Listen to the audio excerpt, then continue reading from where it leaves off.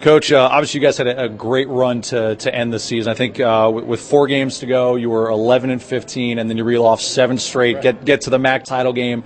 How do you build on that?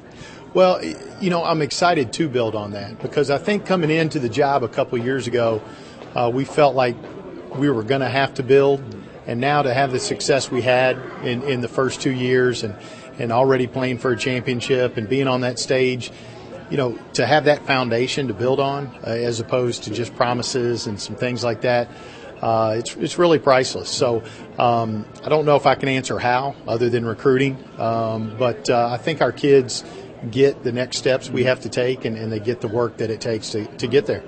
What happened in that run? Because I think it was 7 straight wins at one point for you guys. Interestingly enough, after talking to the team and kind of asking them the same question, what clicked?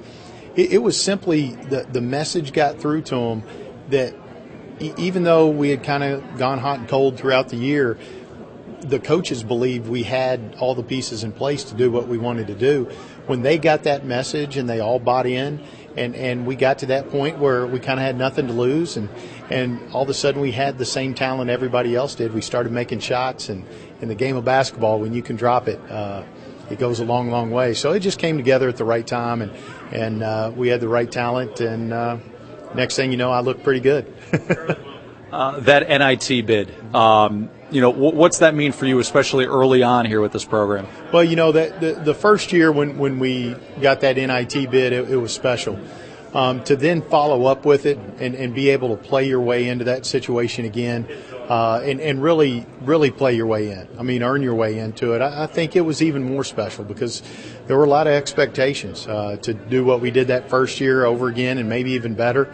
And so to get to that championship game, to get that NIT bid, to play on a Big Ten floor again, and then to go up there and play well. It was a well-played game. We just missed a shot, and they didn't. And, so again, the first question you asked about our foundation, I think it's there. I think quickly we've established ourselves as a team that's on the rise, and we're looking for bigger and better things now. I was going to say your top 3 scorers, I believe, are coming back. Where do you set the bar for this upcoming season? Well, I really leave that up to them. Clearly I'm going to plant the seed, but they know the vision. They know we're trying to take this thing to a place that maybe it's never been before, and that's saying something because this program beat Tennessee a few years ago. We think we can maybe take it a step or two further and be one of those special mids, and hopefully we're one of those programs that the Indianas and Purdue's and Notre Dames of the world don't want to see on the other side of that bracket, and that's really what we're after. But the kids set that bar with their work ethic. They know what we're after. They're signing up for it, and so I think they're real motivated right now to get to that point.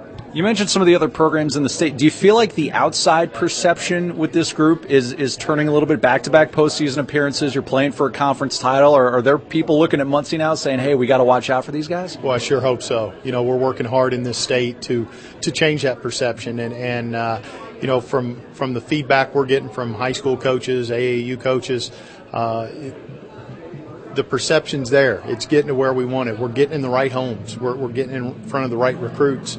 This area is an important one for us. Girls basketball in this area is tremendous, and this needs to be a pipeline heading down south, and we want to give them a reason to make their college choice Ball State, that's for sure. So we feel like we've started turning that corner, but as soon as you feel content about it, that you've done something, it catches right back up with you. So it's an ongoing battle and one that is important for us to fight.